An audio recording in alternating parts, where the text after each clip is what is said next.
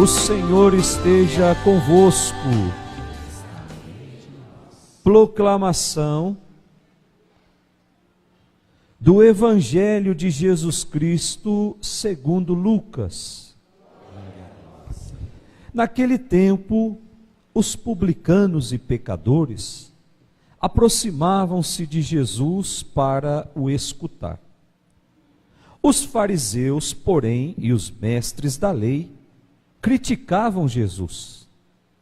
Este homem acolhe os pecadores e faz refeição com eles. Então Jesus contou-lhes esta parábola. Um homem tinha 2 filhos. O filho mais novo disse ao pai: Pai, dá-me a parte da herança que me cabe. E o pai dividiu os bens entre eles. Poucos dias depois, o filho mais novo juntou o que era seu e partiu para um lugar distante. E ali esbanjou tudo numa vida desenfreada. Quando tinha gasto tudo o que possuía, houve uma grande fome naquela região e ele começou a passar necessidade. Então foi pedir trabalho a um homem do lugar, que o mandou para o seu campo cuidar dos porcos. O rapaz queria matar a fome com a comida que os porcos comiam, mas nem isso lhe davam. Então caiu em si e disse: Quantos empregados do meu pai têm pão com fartura, e eu aqui morrendo de fome? Vou-me embora, vou voltar para o meu pai e dizer: Pai, pequei contra Deus e contra ti, já não mereço ser chamado teu filho. Trata-me como um dos teus empregados. Então ele partiu e voltou para o seu pai. Quando ainda estava longe, o pai o avistou e sentiu compaixão. Correu-lhe ao encontro, abraçou-o e cobriu-o de beijos.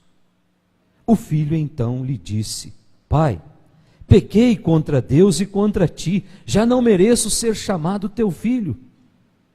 Mas o pai disse aos empregados: Trazei depressa a melhor túnica para vestir meu filho, e ponde um anel no seu dedo e sandálias nos seus pés. Trazei o novilho gordo e matai-o, vamos fazer um banquete, porque este meu filho estava morto e tornou a viver, estava perdido e foi encontrado. E começaram a festa. O filho mais velho estava no campo. Ao voltar, já perto de casa, ouviu música e barulho de dança. Então chamou um dos criados e perguntou o que estava acontecendo. O criado respondeu: É teu irmão que voltou. Teu pai matou o novilho gordo porque o recuperou com saúde. Mas ele ficou com raiva e não queria entrar. O pai, saindo, insistia com ele. Ele, porém, respondeu ao pai: Eu trabalho para ti há tantos anos, jamais desobedeci a qualquer ordem tua, e tu nunca me deste um cabrito para eu festejar com os meus amigos. Quando chegou esse teu filho, que esbanjou teus bens com prostitutas, mataste para ele um novilho cevado. Então o pai lhe disse: Filho, tu estás sempre comigo, e tudo o que é meu é teu.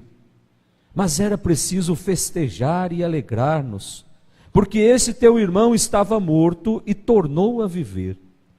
Estava perdido e foi encontrado. Palavra da salvação.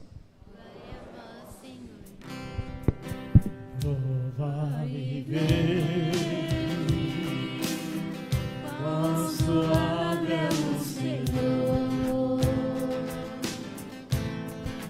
Prova e vede quão suave é o Senhor. Podemos sentar. Caríssimos irmãos, nós estamos meditando as leituras do 4º domingo do tempo da Quaresma. Domingo que vem já é o último domingo. Como passa rápido esse tempo de recolhimento. Mas ainda dá tempo de assumir o propósito de mudança de vida. Porque as leituras que nós acabamos de ouvir quer nos levar hoje a uma experiência íntima e profunda do amor do Pai. Hoje nós somos convidados a olhar a figura do Pai. E o salmo que nós acabamos de cantar já nos dá alguma pista. Provai e vede quão suave é o Pai, quão suave é o Senhor. Primeira leitura que nós acabamos de ouvir, livro de Josué, o capítulo 5. O livro de Josué, ele narra a entrada e a instalação do povo de Deus na terra prometida. É o cumprimento da promessa. No começo do ano, nós fazíamos aqui na nossa paróquia o cerco de Jericó, que é aquele momento em que Deus confia a Josué a condução do povo de Deus rumo à terra prometida, e ali precisava passar pelas muralhas de Jericó. Então essa primeira leitura é o cumprimento dessa promessa, feita aos antepassados. Do ponto de vista histórico, esse livro, ele não tem muitas datas muito certas, não é muito exato, mas traz uma catequese muito bonita sobre o amor de Deus, sobre o amor de Deus para com o seu povo. E a Páscoa, celebrada nessa terra, marca o início de uma nova etapa. Israel agora é povo de Deus, Israel agora é povo eleito, Israel agora é um povo livre da escravidão. E essa primeira leitura diz que o povo toma posse antecipadamente da promessa de Deus. Portanto, acreditam, isso é ter fé. A fé faz com que eu veja aquilo que os outros não estão vendo. A fé me faz enxergar aquilo que os outros não estão enxergando. E a posse da promessa é o fundamento da esperança. A carta aos Hebreus diz que a esperança, ela é a âncora da alma. Que coisa bonita, gente. A âncora, o que é uma âncora dentro de um navio, senão aquilo que dá estabilidade ao navio? Quando o navio está balançando, o capitão joga aquela âncora para baixo e de repente tudo se estabiliza. A carta aos Hebreus diz que essa esperança que nós alimentamos, ela é a âncora da nossa alma, é aquilo que vai conduzindo a nossa alma. E eles tomam posse antecipadamente da promessa. E o Salmo retoma essa esperança. Experimentaram, provaram e viram como o Senhor é bom, quão suave é o Senhor. Portanto, saborearam Deus. Antes mesmo de ter concretizado, eles já tomam posse porque acreditaram. Porque provaram, porque experimentaram o amor de Deus e viram que é suave. Portanto, nós precisamos aprender a saborear Deus na nossa vida. Nós precisamos aprender a fazer com que a nossa experiência com Deus seja uma experiência boa. E como é que eu saboreio Deus na minha vida? No relacionamento com os irmãos. Como é que eu saboreio Deus dentro da minha casa, amando e respeitando a minha esposa, o meu marido, os meus filhos? Quem não saboreia Deus na sua vida, nunca vai experimentar milagres. Antes do milagre, eu preciso sentir o gosto de Deus na minha vida. E nós vamos entender isso no Evangelho de hoje. A segunda leitura, a carta de São Paulo aos Coríntios, o capítulo 5. Essa segunda leitura, ela foi escrita mais ou menos 57 anos depois de Cristo. Foi escrita pelo próprio São Paulo. Mas foi escrita num contexto muito desestruturado da comunidade de Corinto. São Paulo não tinha meio termo com ele. Ou era aquilo que ele anunciava, fruto da sua intimidade com Deus, ou então não tinha acordo. Não existia essa de ficar acrescentando coisas àquilo que São Paulo tinha anunciado. E aí começa uma grande divisão dentro da comunidade. Numa das ausências de São Paulo, que ele faz algumas viagens missionárias, numa dessas viagens, São Paulo deixa a comunidade de Corinto sozinha, e aí alguns da comunidade começam a falar mal de São Paulo pelas costas, tentando desmoralizar aquilo que ele estava construindo.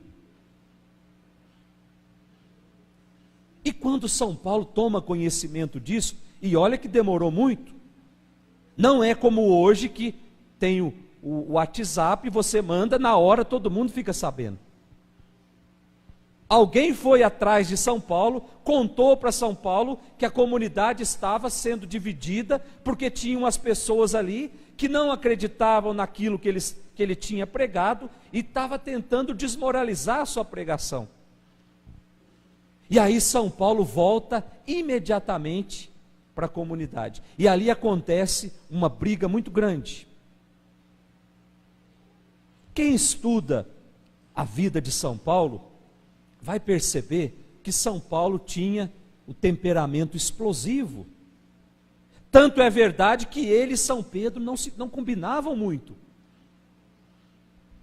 Então, quando São Paulo fica sabendo que ele deixou uma comunidade praticamente andando sozinha, ele vai fundar outra comunidade, e aí meia dúzia de pessoas daquela comunidade começam a desmoralizar o seu trabalho, ele volta imediatamente, e eu não duvido, não está na Sagrada Escritura, mas eu não duvido que ali tenha tido até agressão física. Porque São Paulo sai muito ofendido dessa comunidade, dizendo que não voltaria naquela comunidade nunca mais. Ofendido por um membro da própria comunidade. Então ele deixa a comunidade de Corinto e vai para Éfeso.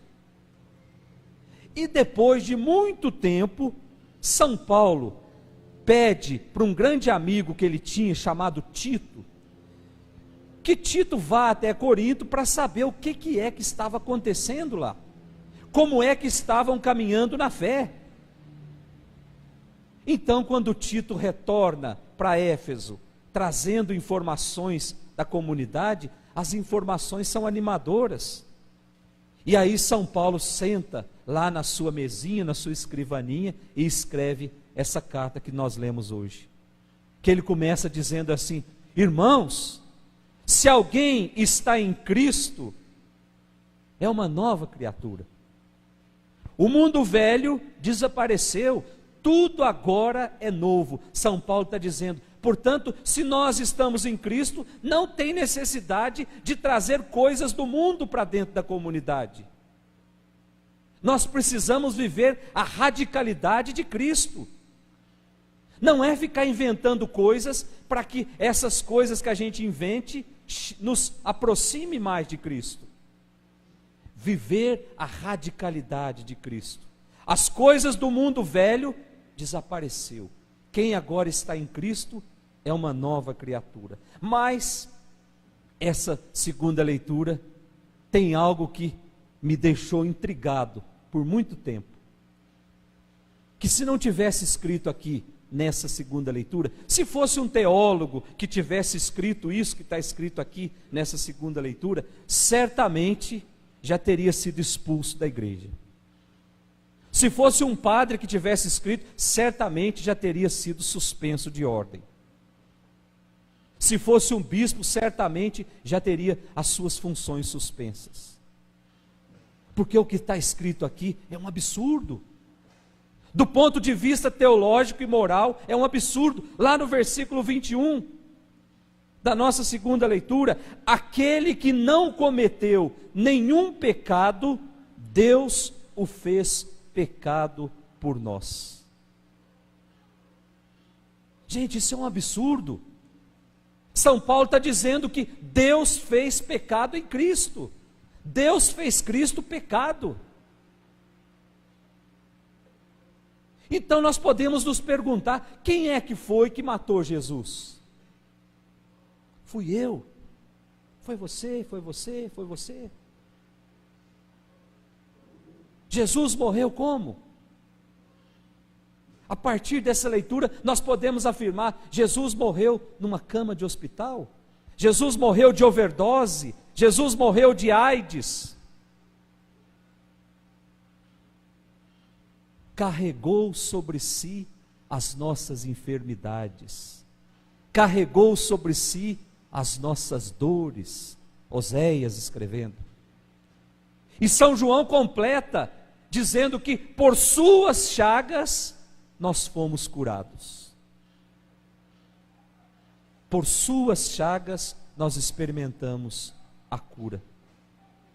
Então Paulo tem razão quando ele diz que é preciso reconciliar com Deus. Aquele que está em Deus é uma nova criatura. E nós podemos nos tornar essa nova criatura a partir do momento que eu me decido por Deus. Hoje eu não quero mais as coisas do mundo velho. Hoje eu quero ser essa nova criatura. Hoje eu quero renascer de novo. Hoje eu quero ser inteirinho de Cristo.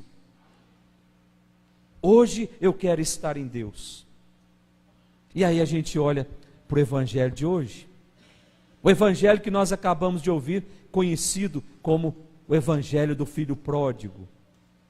Que nós podemos fazer uma breve síntese desse evangelho. Diz o evangelho que o filho mais novo chega para o pai e diz para o pai: olha, dá a parte da minha herança que eu quero ir embora. Meus irmãos, quando é que nós recebemos uma herança? Quando alguém morre. Dentro do coração desse filho mais novo, estava dizendo assim para o pai: para mim você já morreu, então me dá o que é meu, eu quero ir embora. E diz o evangelho que o pai nem questiona, o pai reparte e dá a parte dele, e em pouco tempo ele pega tudo o que possuía e vai embora. E gasta tudo, uma vida desenfreada. Levou tudo. Mas, de repente, as coisas mudam. E diz o evangelho que caiu uma grande fome naquela região. Após ter gastado tudo, aquele menino começa a trabalhar e começa a querer até comer a comida dos porcos, porque não tinha mais dinheiro para comprar comida. Olha só, meus irmãos, onde vai parar a imagem e a semelhança de Deus. Eu tenho certeza absoluta que o diabo deve ter rido muito na cara de Deus, e deve ter dito assim: olha só o que eu fui capaz de fazer com a tua imagem e com a tua semelhança. Olha só onde eu fui levar a tua imagem e a tua semelhança. Para dentro de um chiqueiro. E o que é que fez com que aquele menino mudasse de ideia? Diz o evangelho que ele reconheceu quem era o pai. Não foi porque ele perdeu tudo, porque tem muita gente que já perdeu tudo e ainda continua no chiqueiro do mundo. Foi o coração dele ter lembrado que o pai era um homem bom. Vou voltar para o meu pai e vou dizer: ô pai, eu pequei contra o céu e pequei contra ti, eu não mereço ser chamado seu filho. Pode me tratar igualzinho você trata os empregados. E aí quando aquele menino percebe, quando aquele pai percebe que aquele menino está voltando com o discurso pronto no bolso, o pai não quer saber de nada. O pai já diz para um dos empregados: trazei depressa a melhor roupa que tem aí no guarda-roupa. Diz o evangelho que o pai prepara 4 coisas para o filho: uma túnica nova, um anel para colocar no dedo, uma sandália e depois a festa. prepara a chegada daquele que sentiu que o pai já tinha morrido para a sua vida. O menino caiu em si. E aqui, gente, está o segredo do milagre na nossa vida. Quando a gente cai em si. Quando a gente descobre que Deus é bom. Quando a gente descobre que, mesmo tendo essa bondade tão perto de mim, eu insisto em trilhar caminhos que me afastam dele. Quem quiser experimentar milagre na sua vida, precisa, Salmo de hoje, Salmo 33, provar e ver como Deus é bom. E ao experimentar esse Deus, cair em si. O menino caiu em si. O menino voltou e não foi questionado pelo pai. E aqui já derruba aquela tese que Deus é um juiz que está lá nos esperando para colocar o dedo na nossa cara e dizer que você fez coisas erradas, então você vai para o inferno. Deus é o pai que está lá esperando sempre. Deus é o pai que está lá preparando a nossa roupa para vestir, porque a roupa do mundo é suja. Deus está lá preparando um anel para colocar no nosso dedo, para nos dar a dignidade de filhos. Deus está lá tecendo aquela sandália para que a gente calce, para que os nossos pés não se firam nas armadilhas do mundo. Mas Deus também está preparando a festa. E esta festa, ela só acontece quando todos os filhos estão em casa. E aí a gente olha o filho mais velho. O filho mais velho, quando fica sabendo que o irmão voltou, o filho mais velho fica com raiva. Diz o evangelho que ele não quer entrar para a festa. E aí o pai sai, porque a festa do pai, ela nunca é completa, enquanto não estiver todo mundo dentro de casa. E aí o pai sai e vai conversar com aquele menino, e aquele menino diz: ô pai, eu estou contigo há tanto tempo, você nunca me deu um pedaço de carne para que eu faça um churrasco para os meus amigos, agora chega esse outro aí que gastou tudo. E ele diz: com prostitutas. Você prepara uma festa para ele? Ô gente, imaginem se esse menino mais novo, depois que se arrependeu e tivesse voltando para casa e tivesse encontrado o irmão mais velho antes de encontrar o pai. Certamente ele teria voltado para o chiqueiro. O coração do filho mais velho ainda estava duro. O coração do filho mais velho ainda estava insistindo em não levar adiante a misericórdia.